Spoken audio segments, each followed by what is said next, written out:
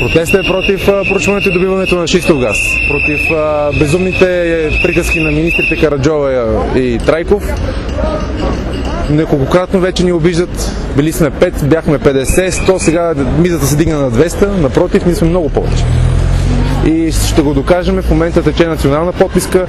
На 26 ноември се инициира инициативен комитет. До момента са събрани над 10 000 подписа в цялата страна. Какво е този метод хидравлично разбиване? Пагубен е за природата. Нагнетяват се милиони литри вода, примесени с химикали, с кварцов пясък от много високо налягане. Образно казано, между 500 и 1000 атмосфери е налягането, под което се вкарва тази вода, за да разбие тези шисти.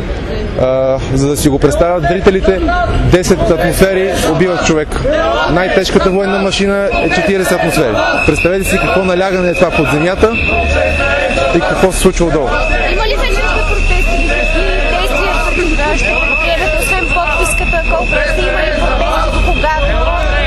Ние предприемаме действия още от юни месец.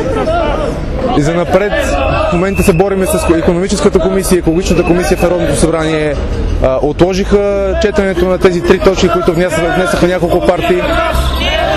Надеждата е в депутатите да спрат това безумие. Премиера Борисов го прехвърли топката в тях и сега от тях очакваме да наложат тази временна забрана, от която имаме нужда, преди да искаме промяна на закона за подземните богатства, който е страшно стар. А как върват? Има ли договори, преговори на държавата с тази фирма за проучване?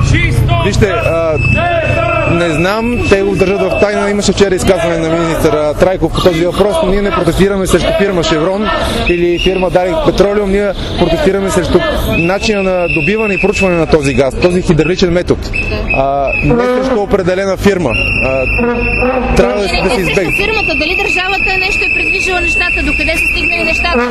Единственото, което имаме като информация, че от юни месец до сега, преди няколко дена е пристигнало писмо в Нови пазар в общината, че ще се извършват проучвания.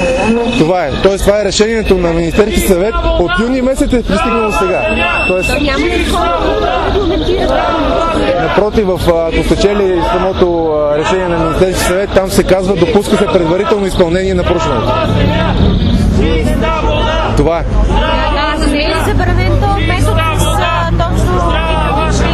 Не, значи вижте, в закона няма никъде, не се разглежда шистов газ или метод на проучване.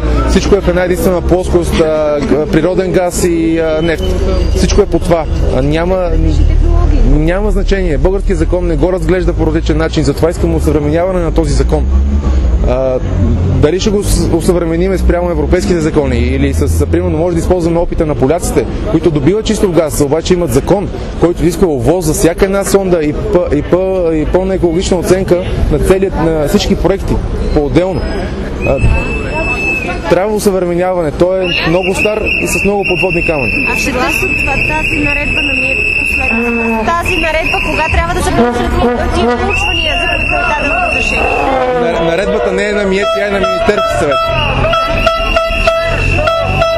Когато искат, могат да започнат. Там пише могат предварително да започнат с изпълнение на проучването. Проучванията започнаха. Това, което беше в Шумен, където прокарваха кабели по нивите на хората, това е част от проучването. Това е сейзмологичното проучване. А ще търсите ли среща с министър Трайков? Няколко пъти се срещаме с министър Трайков. Неговото поведение става все по-арогантно спрямо нас и сме на път да изчерпим всякаква дипломатичност за разговори с него.